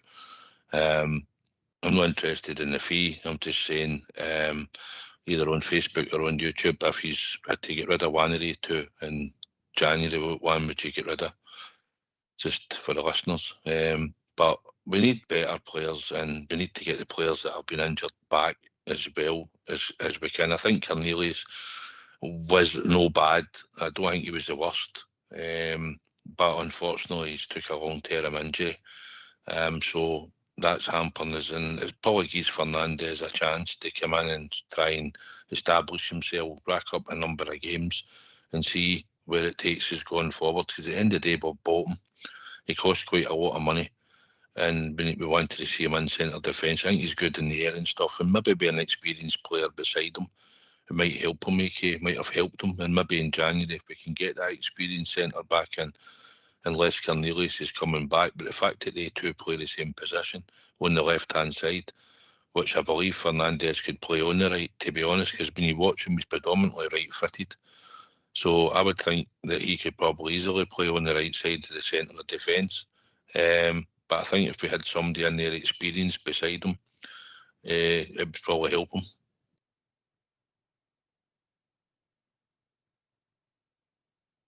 Aye, it's an interesting question you pose there. My own thoughts on it, I don't think we would miss the two of them. I think monetary-wise, I think the valuation of Raskin's obviously going to be a lot higher than what Diamondi would bring back. It was Diamondi, I think he was about £4 million, I think we bought him for. I think if you were getting back half of that, I think you're doing all right. I think Raskin would command a reasonable fee. What is a reasonable fee for Raskin? Belgian internationalist. He's a kind of linchpin in that team. And he's not an outstanding player, but he works well in their team because he's got great players around about him. So he does a far different job to what he does with us. If he just would keep things simple like that. I heard Nicky Butt actually on our podcast today saying that after they left Man United to go to Newcastle, he felt as if he had to do a wee bit more to prove to the support that he was a better player than they maybe gave him credit for. But in essence, he says, I should just have done what I did with Man United in England. I'd win the ball, I'd be aggressive, and I would pass it on to better players. The problem for us is Raskin's passed it on, and who is the better player? He is the better player. And I think that's maybe where he falls down, because what he does with Belgium, he does really well. So that fee for that sort of guy, I would say you're probably in the 10 to 15 mil bracket. I don't know about you, Rob, thoughts on that? Aye, but it's no doubt that Raskin would bring you in a better transfer fee than Diamondi in terms of what they offer in current kind of status, as you said, being in the Belgium squad. I think if you had the option, as Southside said, one or the other, for me, I would probably sell Diamondi first. My reasons for that would be I don't think he's kicked a ball all season this season. Raskin, we know he's got a bit of form that he could bring back, and I think if we get better players in and around him, we could see that again, which can again increase his value, and you'll maybe get an extra few million on top of what you could get now. So I'd go Diamondi, mate, but I think we've got a caller, so I'll let you get in front of me there. Aye, good timing. We've been joined by all Davy. Good evening, Davy. Good evening, all. How are we? I'm a bit late today, guys. I missed a bit of the show anyway. So, good evening, Alec. Good evening, Robert. And hello, Rocky. You keep up the good work. Every time I hear a bell, I turn around, I think you're behind me. Yeah, this is where we never took that ticket last night, innit? Brilliant. No, what was great. I'm not even going to go down that road with the game, but what I'd like to ask you guys at the moment is, now we get rid of those two clowns, do you think we should be a I think it's a bit early probably to suggest this, but do you think we should have a concern about Danny Rowe as it was these two clowns who brought him into the club? Or do you think that's just too early to even go down that road? Because I think it's a concern. Listen, I'll let Rob speak then. In Southside, then I'll give you my thoughts, Davey. Aye. Evening, Davey. Good to hear from you, mate. Aye, Bobby. I don't think we should be worried, to be honest with you, mate, because he's won 4 league games, and let's be honest, there was a time and period where we thought we were only going to get a league win on the table. So I think he's been a bit of a breath of fresh air. He's connected with the fans right away as well. Given the atmosphere around the club when he came in was quite difficult. He's adapted to that. He's shown some games where he's got adaptability in the game. He's tried to use his squad to kind of assess where we're at so he can get a full understanding going into a window. Although he was employed by them, I don't think we should be worried, mate, because ultimately he's judged on what results he gets. I said earlier in the show, Europe, he had a mountain to climb before he even came into the job. So his kind of short-term future will be how does he perform in the Scottish Cup and then obviously the league. And if he does well there, he's also got to be given time as well to get his players in that he wants. And I know people maybe argue they won't be his players if a director of football comes in, but he's the head coach. He makes the choices. Just because you sign a player doesn't mean you need to play him. If the head coach or manager doesn't think they're going to be good enough for the squad or contribute to a game, then they've got the choice not to pick them. So I think it's quite early to kind of judge them, but from what we've seen, mate, there's been slight improvements in terms of results first and foremost, but further down the line we'll obviously judge him as he goes and see what he can bring. But once he gets his squad in that he deems suitable and good enough for our club, then that's when the real test and real kind of judgment will be made. Well said, Southside. I think Gerrard was the first choice, Davey. He didn't fly all the way out and that and he probably should have, maybe Cavan and that probably should have went back and spoke to him once he knew the deal fell through after he spoke to Thelwell in an interview. But that aside, Danny Rowe got the job. And if I'm honest, Muscat, as much as I know he's won some leagues in that where he's been, he's no been, if he is that good a manager, how's clubs in England no sort of came from or looked at him or tried to entice him. I know he went to Bruges, or he went somewhere in Belgium, wasn't he, Bruges? He went somewhere in Belgium and didn't do well. But that aside, I think we've got to get behind Danny Rowe, and I think he needs a far better squad. Davey, he knows the type of player he'll be looking for. He is quite experienced in the job. He's been at international level, he's been at Bayern Munich, he's been at Leipzig.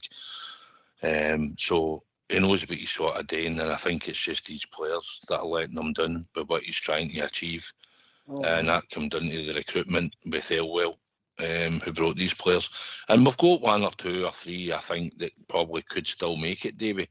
But I think they need to have help round about them, and I think they're just in the door, they're grasping the size of the club. They've not been anywhere like at Glasgow Rangers, the pressure it's on you. You've got to win, or you're supposed to win every week for your games. When you've been at Sheffield United Wednesday, and you've been at Wigan, and you've been about Luton, and you've been at Go Ahead Eagles and stuff like that, you can afford to just, if you get a draw, you get a draw, and everybody's happy and all that. But it's a different animal altogether.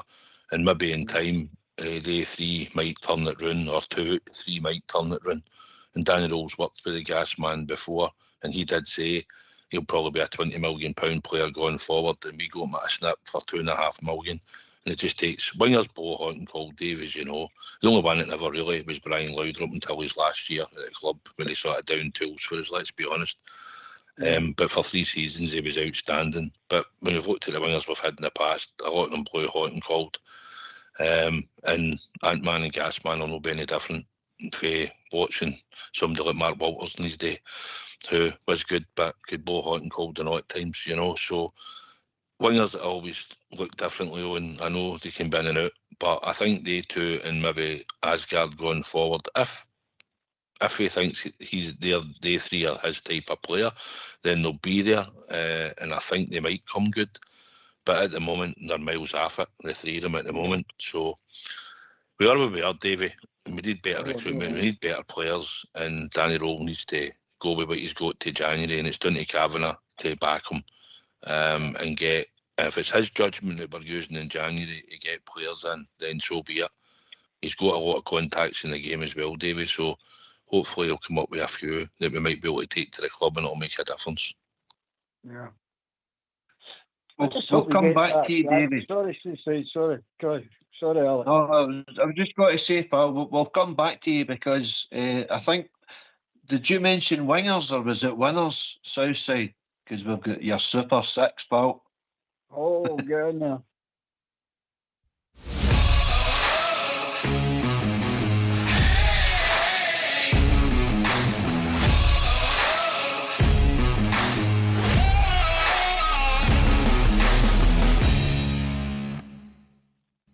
Hi, welcome to Southside Super 6 for November the 29th. This weekend's selections are all to win, so every team is just to win. The first selection this weekend's MK Dons to beat Fleetwood. The second selection is Stockport to beat Barnsley. The third selection is Coventry to beat Charlton. The fourth selection is Bradford to beat Exeter. The fifth selection is Salford to beat Crawley. And the sixth selection is Dunfermline to beat Queen of the South.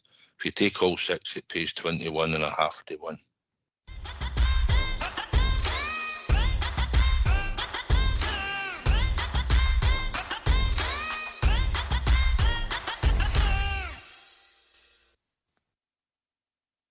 Right, good luck with that, Southside.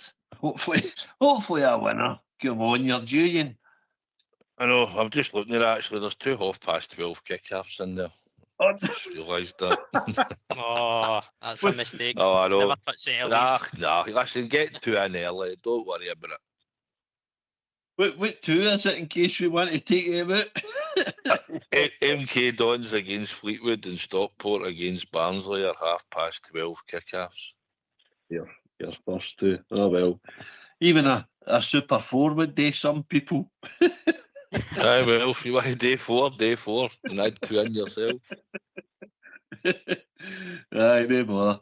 Listen, just to come back to you, David, my thoughts on it, I don't know if you heard it earlier, but I suggested just to throw a wee curveball in there. Listen, I like Danny Rowe. I think the majority of the Rangers support likes Danny Rowe. He's a breath of fresh air. He's come into our club and embraced our culture, our standards. We wear in the suit. His appearance is always bang on.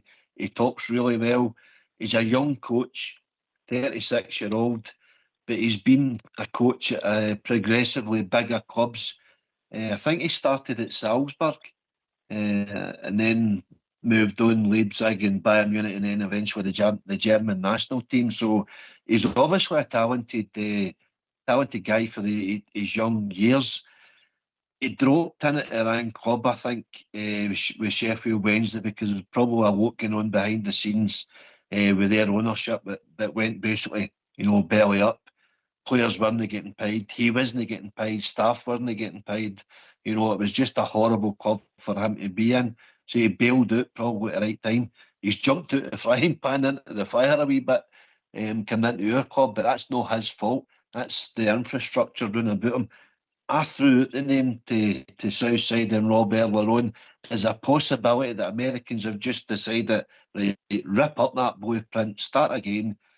Yeah. And going back to Old Bear's point of view that he said many times, you need a manager to build a team now. Do we trust Danny Rowe and a director of football to build a team, or was he just there to coach the team? Personally, I think, see, if we go back to Gerrard, say, Thelwell and that's not there anymore. You knew how to build the team. You knew our club. You know the standards. And use Danny Rowe. And the two of you can, work themselves back up to the ticket to where we want to be. But what do you think of that, Dave? Aye, well said. I think that's where you've been talking about the Gerrard scenario. I think that was a Stonewaller when he went for that meeting with him. He just seen right through it too. And he went, nah, I'm not going there. So that's on the past now. What I'm more concerned about is what can we get and move out of the team at the moment. We can get the loan ones out, but I think we're restricted to certain financial situation. I don't know what somebody was talking about. I don't know what it was called. But if we can't get that at the January, obviously it's not going to happen in January, but we definitely need to get at least, 4 in and 4 out at the minimum to start even getting them. We need players in there who can wear that jersey. And I think that's the big problem at the moment, is too many of them, that jersey's too big for them. I agree with you, Davey. I agree with you. Southside touched on it earlier on. I don't know if you caught it, but his question of the night is to move these loan players out, your Aarons, your Cornelius, your Giga. Southside, then Rob. Don't you put words in my mouth. I never said anything about Cornelius. But Giga and Aarons, aye. And I would move Diamondi. Diamondi's been here long enough. Cost $4.5 million or something. No kicked on. And just no doing it. And Raskin, I think, is in the same camp. He had his name sung by the support, and a lot of people thought this and that. But listen, look at his performances in the last while. They're not good enough, and he's not good enough for Glasgow Rangers. He's miles off it. He's a poor Ryan Jack, Glenn Kamara, Stephen Davis, Joe Aribo. Any one of them right now would walk into that Rangers team. So for me, Aarons and they knew we probably need them because of the injury situation, but should be able to move them on to allow other players to come in. David, January's a hard window to try and replace players and get the right type of players. But but we need to do something because this squad at the moment aren't going to carry us to the end of the season.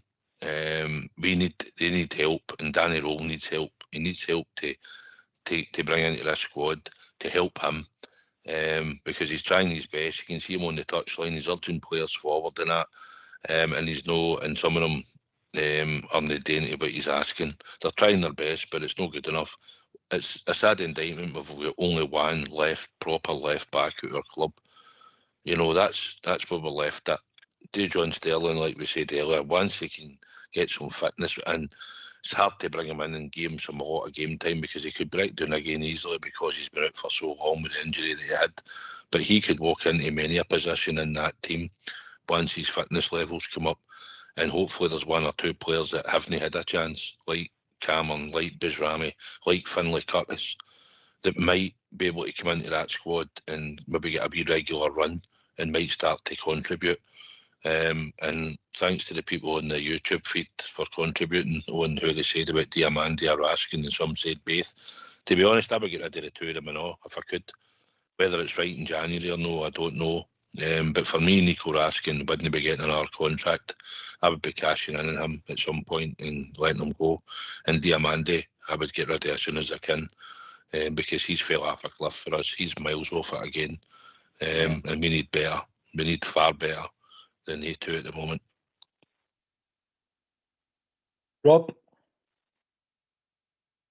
Aye, mate, just to tie in with what Southside said there just at the end about the question of Diamondi and Raskin if they had a choice. A lot of people on Facebook again, a lot of them said both as well. And I know you had asked what's a reasonable price for Raskin. Stuart McBride out there on Facebook said that a reasonable income for both Raskin and Diamandi would be 18 million.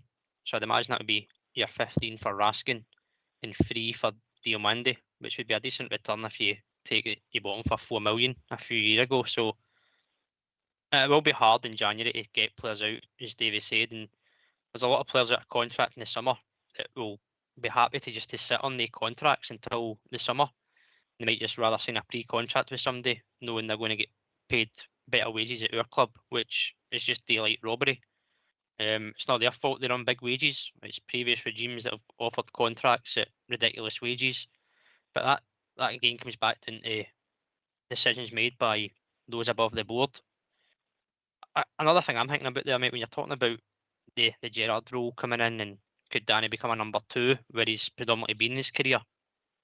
Do you think, obviously, we know that he's done this traffic light system on the squad assessment.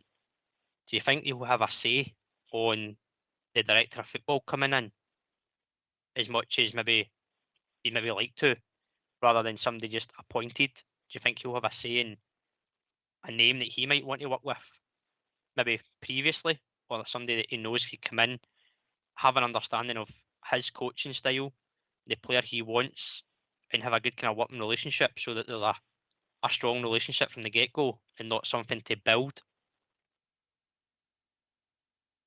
Interesting.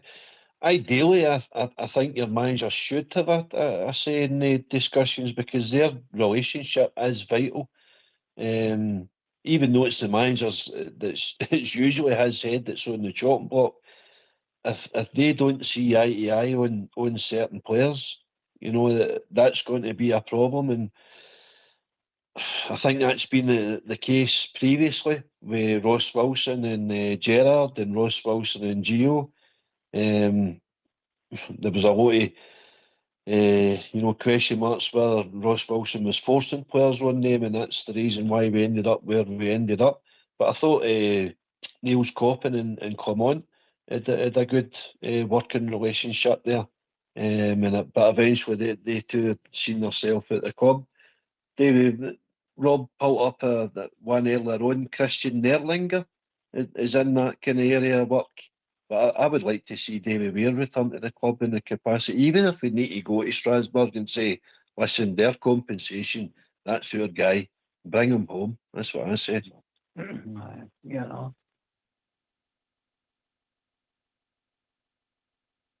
Davey? Aye, you're spot on there. Aye, I would do that. But I mean, this is the whole thing about the way this is all panning out. Nobody has got a clue what's going to happen tomorrow or the next day. When you see that debacle, we went through there. That's where I feel, and I heartfelt sorry for the fans. Everybody that supports the Gers who are going there, spending good cash, travelling there, and getting served up that kind of dross. And the performances, I mean, Chermiti, my God, man. I mean, see if he gets played on Sunday, I'll be pulling my hair out, and I'm as bald as a coot. I'll tell you, I don't get that one iota. All these things need to be rectified, whether it can be January or whatever. But we must have better than that, even in the young boys' teams. That's all. Yeah, he's an imposter. I know. Aye, it stinks, doesn't it? Anyway, we've been joined by a caller there. Bob Jeff, good evening. Hi, how you doing? All right, is that you, Paul? No, it's AK tonight. Oh, hello, With enough AK. How you last doing? night. I know. Is that us putting on Chermiti again? No, not me, Bob. You know I don't do these things. No. I will agree to an extent, but the laddie is a Rangers player, and I want to get behind him, and I want to see him do well. But so far, so bad, I could say. It's just not happening for the boy. Bob, He's still the only one. Bob, yeah, can I ask you something? Yeah. Do you still believe in Santa Claus? Well, in 2 weeks' time, I hope so. Aye. I hope so. If you're telling me you think he's a player, I never said he was a player. I just said I hope it works out for the boy. I mean, they've spent a lot of money on the lad, and surely he knows where he is. He knows the magnitude of the club he's playing for and the magnitude of the support.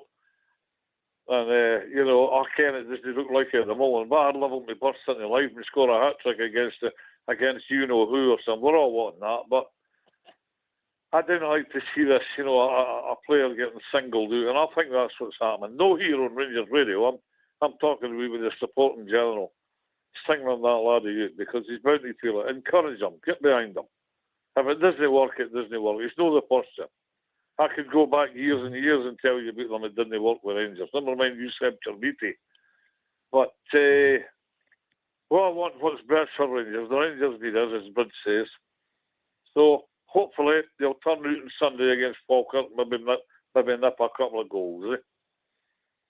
When Santa Claus, I believe in him. He's what wonders for my fairy tale.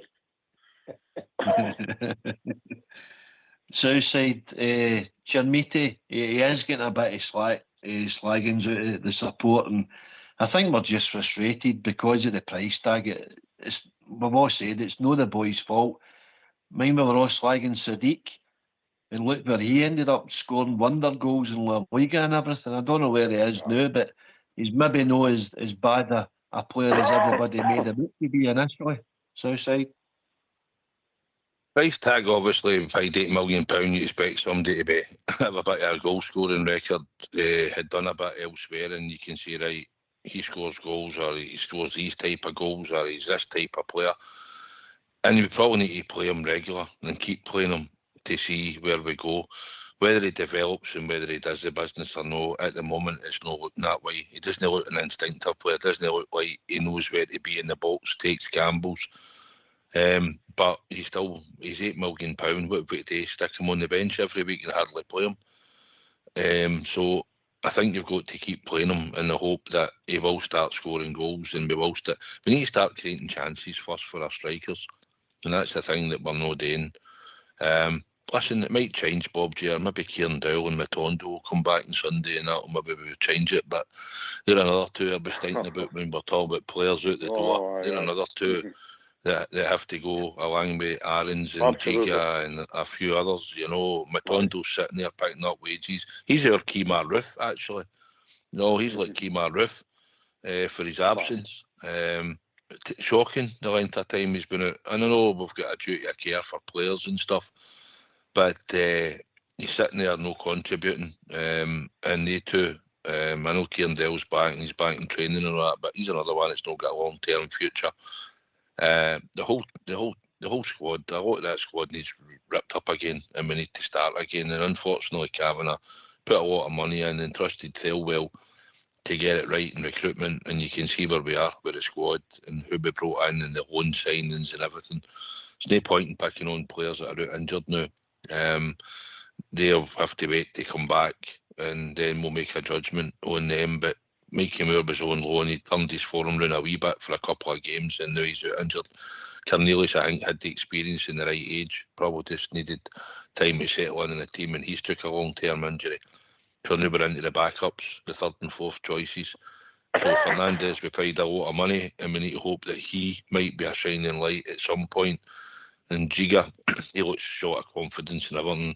You look at him on the ball, even last night in games, he wants to, you could say, right, go and drive forward and pick a player, but no, he looks nervous and just wants to get rid of the ball, but he looks at times.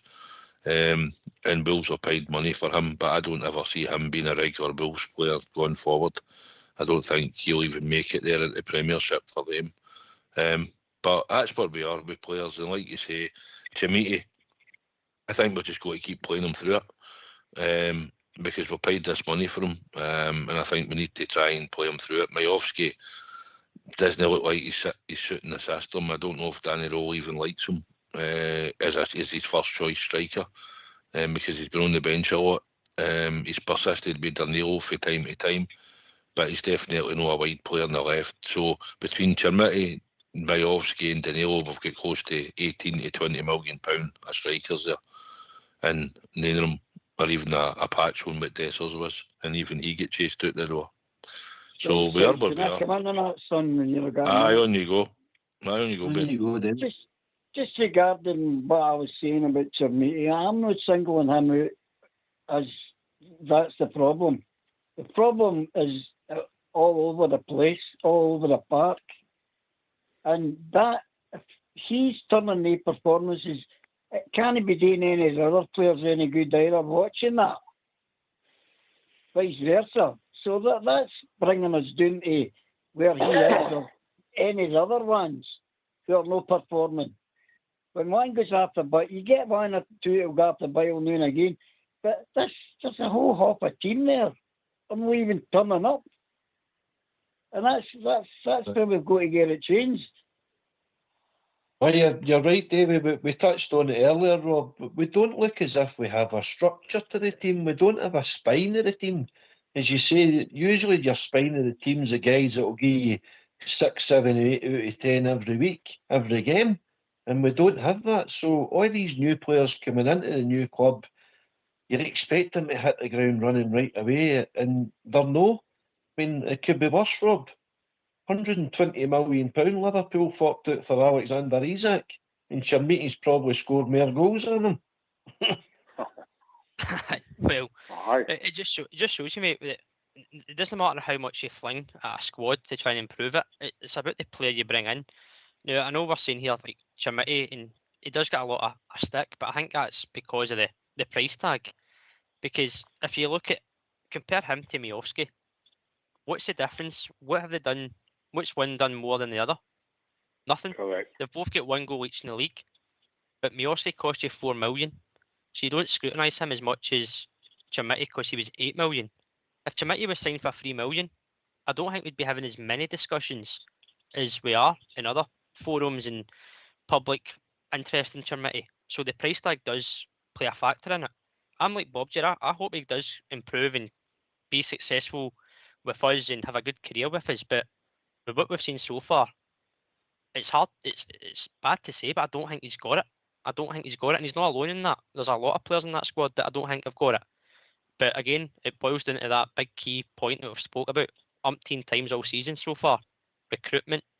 But again, as you say, mate, you can fling money at a squad to try and build something. It doesn't guarantee you wins, doesn't guarantee you success. Robert, can I just say something? Go, mate. What you're saying about see how you're all emphasising this 8 million quid. That doesn't even enter my head about what we paid. All right, we get shafted there. What I'm watching is a guy who shouldn't be in that team and a few others. I don't sit and go, oh, that we paid 8 million for him. That's garbage. Nothing to do with the price. It's his ability. It's just no got it. I agree with you, David. You can't see that you need to do and get a glide dog. No, I agree with you, David. As I said, it comes down to quality as well. It doesn't matter the price tag. Look at Alfredo Morelos. We bought him for $1 million. Nobody knew about him. But look what he contributed. Again, you wouldn't have said, oh, he's £1 million player. But he was putting performances in, he was getting his goals, he was performing in Europe. So you never gave a toss about the price tag. We should have cashed in on him and sold him and got money in.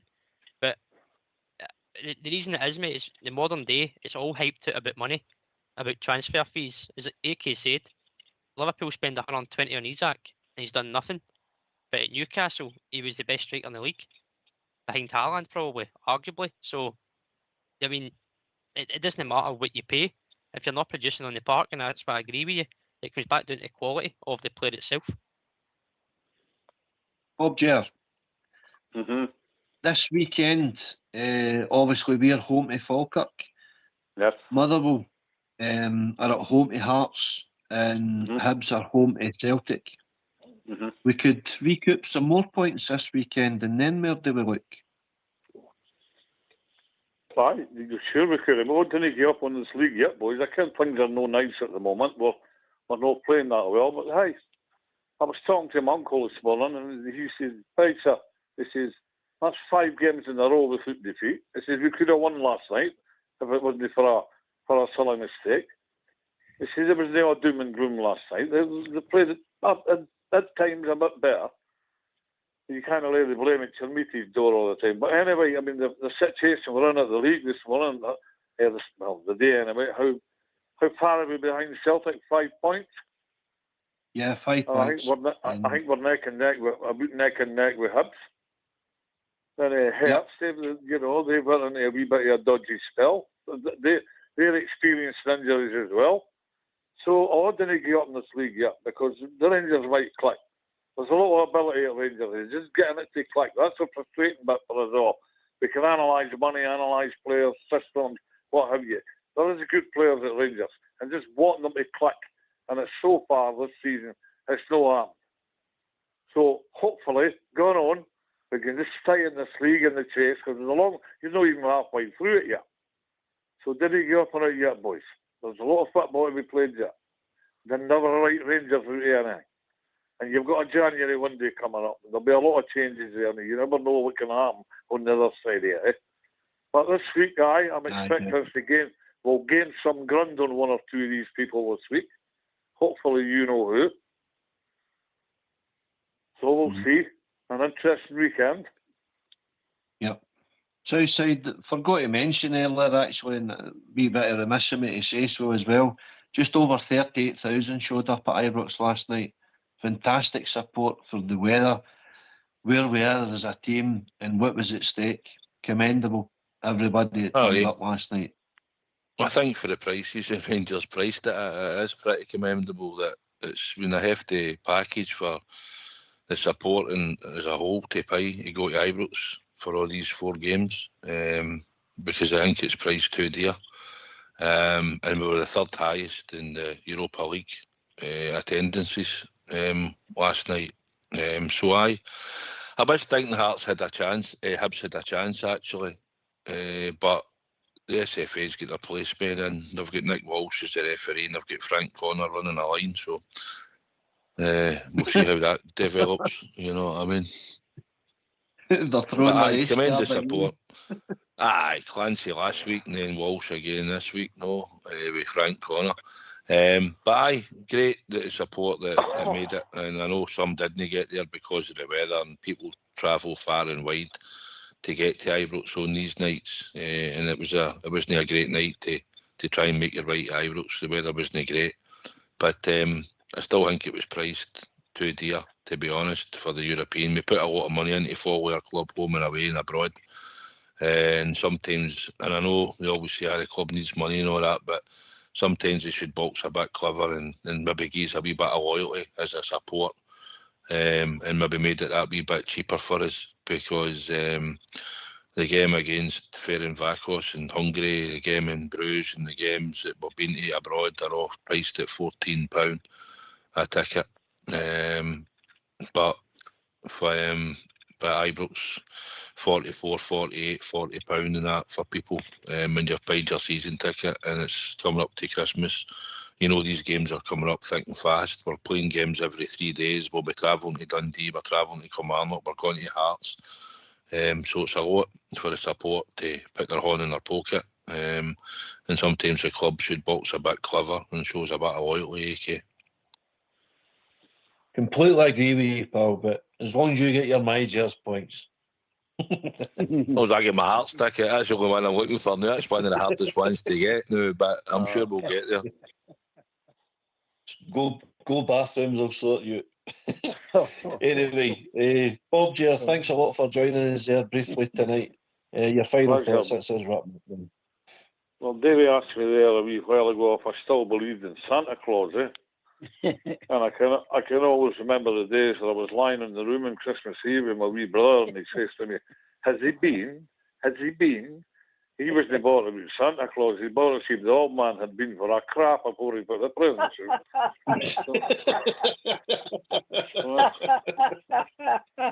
So there you go. Thanks for having me once again, lads. I'll hear for you all post-poker game. Good. Good night, boys. Thanks for that, Bob. Always a pleasure. David, thanks for joining us. David, thanks for joining us. Your final thoughts. Great. Yeah, it's the best show in town, always has been. It's just the Rangers supporters are the lifeblood of that club of ours. And we have it ingrained inside us, and it's called no surrender. And I just wish a lot of those players at Ibrox could get that feeling into themselves. And then we will be what we always have been, because we are the people. Good night, guys. Stay safe. God bless everybody. Brilliant. You too, Davey. Thanks again for joining us. Well, Rob, excellent show tonight. Thanks for your contribution and everything you've gave us stats-wise. Your final thoughts? Good show again tonight, mate. Cheers for having me on. Been good to be on with yourself in Southside. Obviously back to league business on Sunday, so hopefully another 3 points on the board to keep this league form going. And we'll see, as always we say, mate, see where it takes us. Excellent. And Southside. Aye, no, it's been good tonight. Thoroughly enjoyed it. Good to be on with your good self, hosting it, mate. Thoroughly enjoyed it. Good to be on with Robert. We don't do many shows together, but it's good when we do. So thoroughly enjoyed the night. And thank everybody in the YouTube feed contributing to the show. Hope you enjoyed it, and everybody else listening in the night on Facebook.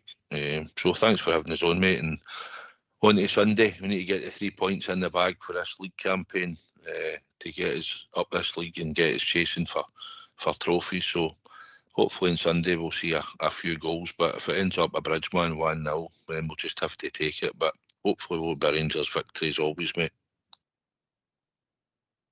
Aye, let's hope so. Let's hope so. I enjoyed that tonight with the toys. Thanks again for your contributions. Thanks to our callers, Old Davy and Bob Jer, for joining us. Fox and Old School Blue in the background.